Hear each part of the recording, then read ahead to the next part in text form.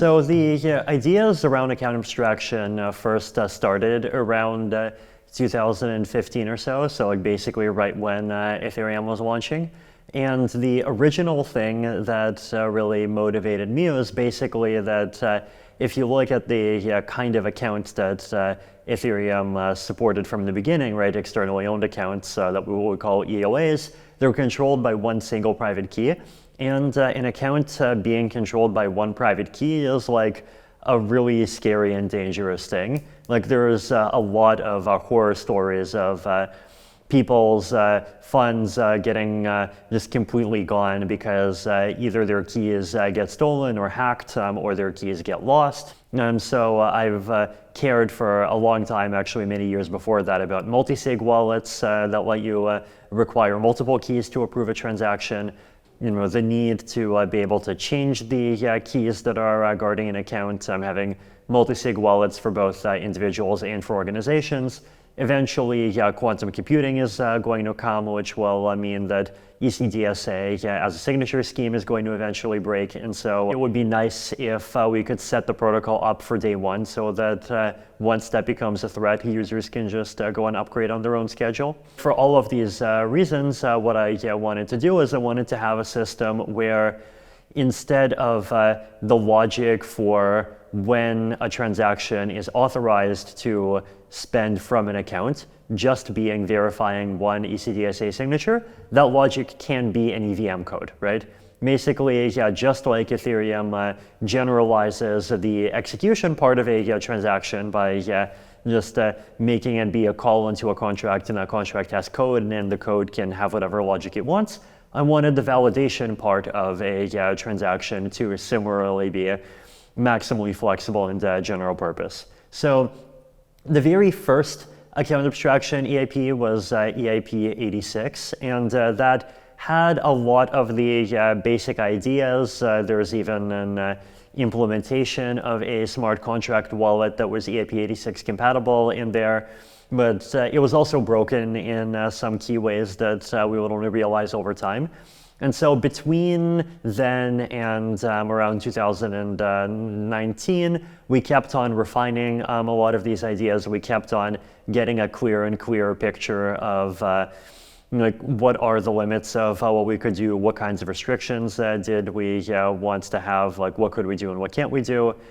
Eventually, that culminated in an EIP called EIP 2938, which had a lot of the core components in all of the account abstraction proposals that we see today, like the concept of a transaction having a validation phase, how then an execution phase, then having restrictions in what the validation phase can access. So it can access the original accounts, but it can't go access other accounts, because if you could do that, then you become vulnerable to DOS attacks. And then like a lot of these pretty fine-grained issues.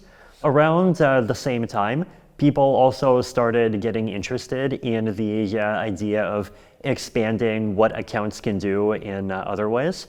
There was already a movement starting around like 2017 to around that in 2019 for sponsored transactions, where basically someone could pay transaction fees on behalf of someone else, or someone who, let's say, the only thing that they received is USDC, so they have USDC, but they don't have any ETH, could actually use the USDC to pay for transaction fees by basically just doing a real-time decentralized exchange to someone else in exchange for ETH, like right within the transaction.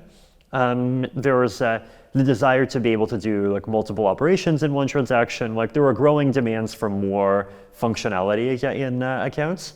After that, the core development process of Ethereum was really busy doing the merge, because at the time we were years late on getting proof of stake out there. Core developers are very tired, core developers are very busy. And so we decided to take this approach of taking the core ideas behind 2938 and then merging it with some of the ideas that some other people, actually, even including Yoav, had been working on regarding sponsored transactions. And basically making that be an ERC, right? Making it be an off-chain extra protocol standard that would get called 4337.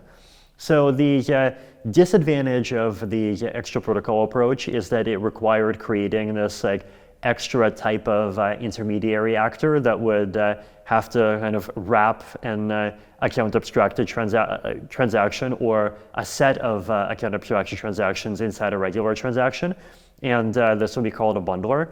And we were hoping that eventually the code for a bundler would just like become part of the code for whoever actually is responsible for like gathering transactions and just building a regular block. But the benefit of this is that it allowed the ecosystem to get off the ground and really get started without requiring any L1 protocol changes. And so that is basically where ERC 4337 came from.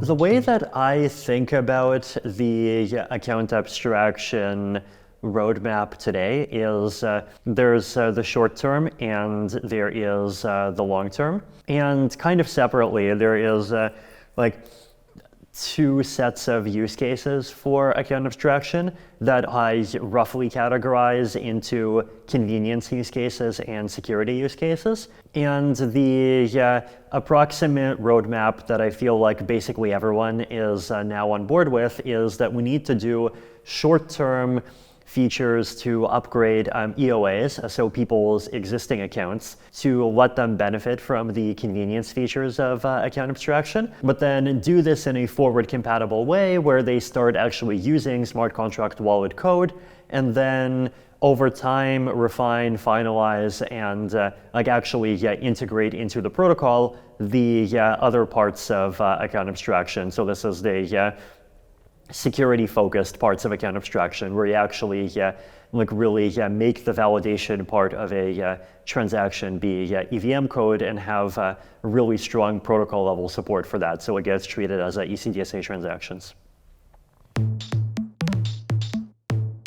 So 7560 is an effort to take the logic that's already in ERC 4337 and fairly minimally adapt it so that it can actually become a layer 1 protocol feature. So you basically take the concept of user operations and the way that user operations get processed in a bundle in 4337, and you just make that a layer 1 protocol feature. And so user operations actually become a first-class type of transaction.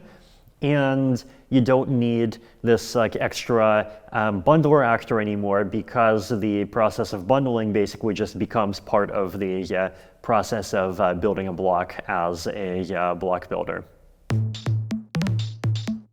7702 is an short-term account abstraction proposal. It is one of these ideas for bringing forward especially the convenience-related features of account abstraction and making them accessible to EOAs, like existing user accounts that people have today. So making it so that if you currently have an EOA, then you will become able to like actually use some smart contract wallet features. Some particular examples of this are like, one is operation batching, so you're able to do multiple operations inside of one transaction, which is really useful for things like trading in decentralized exchanges like Uniswap, so you only have to approve like one thing and not two. Another is permissioned subkeys, so you're able to give a permission to another key where that second key, instead of being able to control the entire account, might only have some more limited authority. So like, for example, it might only be able to spend some assets or participate in only one dApp or spend up to $1,000 a day and not more. And so that way you could have the main key, for example, be an offline only wallet, and then the subkeys be like something that just is immediately accessible on your laptop and on your phone. And like, this is not a perfect world, because in an ideal world, your primary wallet that has all of your authority should not even be an EOA. It should be something really robust like a multisig, but it's like a good first step in getting us there. So 7702 basically works by allowing an EOA to become a smart contract wallet for the duration of one single transaction. And so if you interact with a dApp that needs smart contract wallet features, then you can send a special transaction type, which does this temporary switching. And for that one transaction, you become a smart contract wallet. And then immediately after, you go back to being an EOA. So it's like a very low risk and very easy to integrate way to start using smart contract wallet features. The nice thing about it is that the way that it works kind of naturally favors this workflow of basically saying that for things where you want to keep being an EOA, you keep being an EOA, and then for things where you want these more advanced features, like you actually just like actually have the smart contract code of the same type as the smart contract wallet code that you would have in a full implementation of account abstraction, such as 7560 or whatever 7560 turns into over the next year or two. And so it becomes a natural technological bridge for getting the ecosystem over to that kind of smart contract wallet-based approach.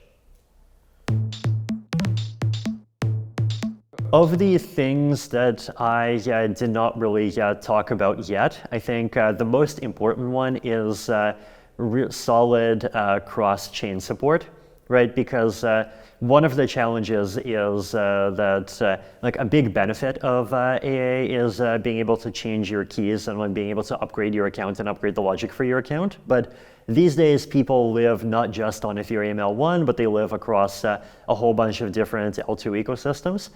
And it would be nice to have the ability to just have one place where your account logic lives, and where if you do an upgrade, the upgrade kind of automatically propagates to all of these layer 2s without you or even your wallet having to repeat the same operation 100 times, and possibly you losing money if you just completely forget about a chain where you actually got sent some assets. So there's some really interesting developments in this regard. Like the thing that a lot of wallets are doing in the short term is they are basically making the message for doing things like upgrades and key changes replayable across different chains. And so if you do it once, it can just automatically be replayed across a lot of different environments. And then in the longer term, there's this idea that people are starting to work on called key stores, which basically means you have one place that could be on L1 or it could be on a specialized L2 where your account logic lives. And then when you want to send a transaction from a different layer 2, then you actually use a proof. Could be a Merkle proof, could be, if it's on L1, a direct read, or it could be a zero knowledge proof.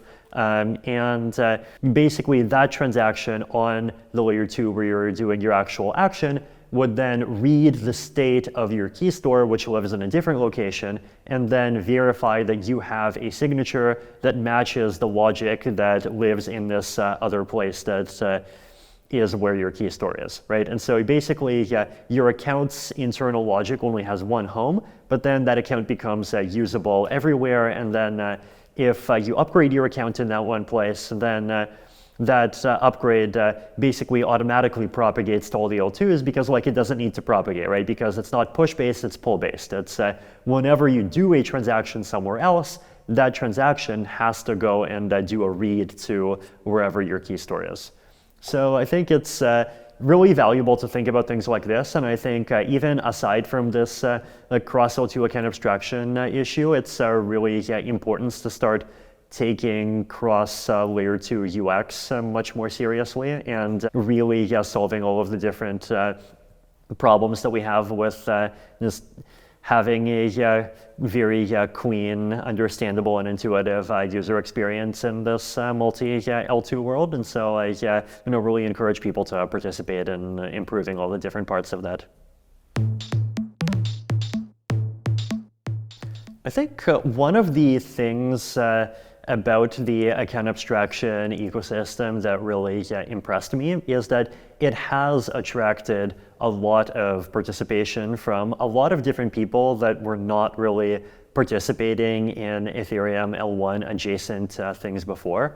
There have been all kinds of high quality teams all around the world trying to implement different parts of account abstraction technology as wallets. There have been L2s participating in the discussion of like how they can be part of making sure account abstraction happens everywhere and is standardized as much as possible. I hope that these forms of cooperation continue. I hope that there's like more of people cooperating, more of people really working together, converging on common standards so that single wallets can continue to work across entire diverse ecosystems as account abstraction keeps expanding. So I think there's been a lot of that kind of amazing technical work. If you're a developer, then there are all of these different layers that are very open for you to participate, right? So you can participate by helping to make a wallet, and then for the wallet there is the smart contract side, but then there is also the user experience side.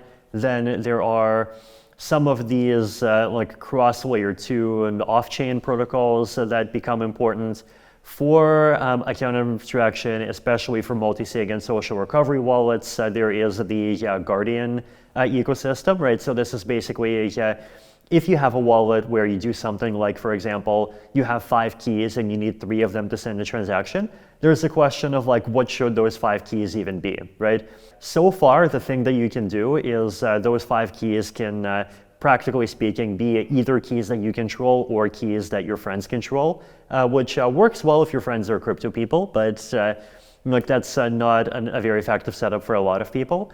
And so there are a lot of really interesting ideas and projects that let you do things like, for example, wrapping a proof of accessing an email account in a zero-knowledge proof. And the project doing this is called ZK Email. And so basically you can convert an email address into an Ethereum address where that Ethereum address is only controllable by whoever can actually control the original underlying email account, right? And then, the vision would be that when you're spinning up a new account and you want to have, like, say, 5 guardians that you're setting up in, like something like the safe wallet setup page, then you don't even potentially need to like just put an Ethereum address there. Like you could just put an email address and it could just get converted into an Ethereum address on the back end, right? And like you could do that for Web2 socials. You could do that potentially for ZK government ID. There's like at least 3 projects that are doing that for IDs of different countries. Having a higher quality institutional guardians, so like people like exchanges operating these kinds of signers. So there's like that whole ecosystem where there's opportunities both to participate in like actually building one of these guardians and to participate in the ecosystem-wide effort of like actually building out the infrastructure to do a good job of standardizing that. Then you have things like the Keystore wallet, and that's something where there's at least a couple of different implementations of already, and so you can participate on them or build your own. If you're not a developer, then I think one thing that's valuable to do is just raise awareness, right? So raise awareness of the fact that smart wallets exist, they're getting better and better, and they have all of these important properties. Also raise awareness of the fact that applications often need to upgrade to support some of the standards that smart contract wallets depend on. So for example, if you have a dApp that depends on off-chain signatures, then you should not just be supporting regular off-chain ECDSA signatures. You should also be supporting 1271 and as an extension to that also 6492. Like that's one example, but there's like 5 or 10 different small examples of that kind of thing. And so just helping to raise awareness for those issues and just make sure that dApps actually are doing a good job of upgrading toward a smart contract wallet first world is another one of those things that's really valuable. And then otherwise, like actually, participate as a user, right? And like actually use all of these smart wallets and participate in the account abstraction ecosystem. And like, if you have problems, so then yell at the devs about them and just like help the community make account abstraction better. I think people don't just appreciate the extent to which smart wallets are actually in very wide adoption already, right? Like lots of people use safes, right? Like more than 90% of my money is in a safe. Like lots of organizations have their money in a safe. Like huge numbers of people use safes, right? So we've made huge amounts of progress on that already, and I think it's really easy to underestimate the extent to which we're already living in a smart contract wallet world. So I think the next step is to just build on that momentum and really make that easy and safe for everyone.